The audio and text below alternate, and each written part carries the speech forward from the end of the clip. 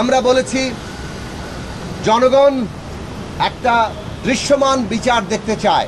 এ বিষয়ে মাননীয় প্রধান উপদেষ্টা বলেছেন যে তার সরকারের পক্ষ থেকে বিচার বিভাগকে এই বিচার প্রক্রিয়া এগিয়ে নিয়ে যাওয়ার জন্য সর্বোচ্চ সহযোগিতা করা হচ্ছে এবং বিচারের যে নিজস্ব প্রক্রিয়ার মধ্য দিয়ে এগোচ্ছে এবং সেখানে কোনো রকম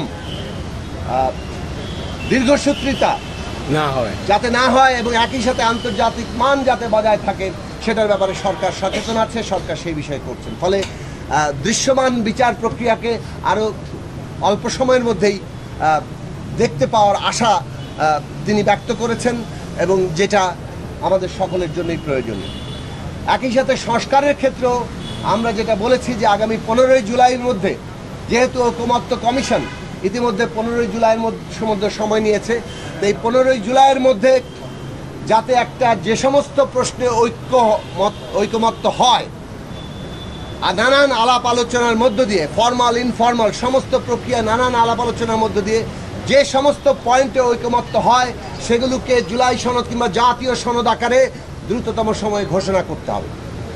আর যে সমস্ত পয়েন্টগুলোতে দ্বিমত থেকে যাচ্ছে সেইগুলো যাতে জনগণের কাছে নির্বাচনী প্রক্রিয়ার মধ্যে দিয়ে আমরা নিয়ে যেতে পারি, এইটাই পদ্ধতিগত জায়গা এবং এই পদ্ধতির ব্যত্যয় যাতে না ঘটে।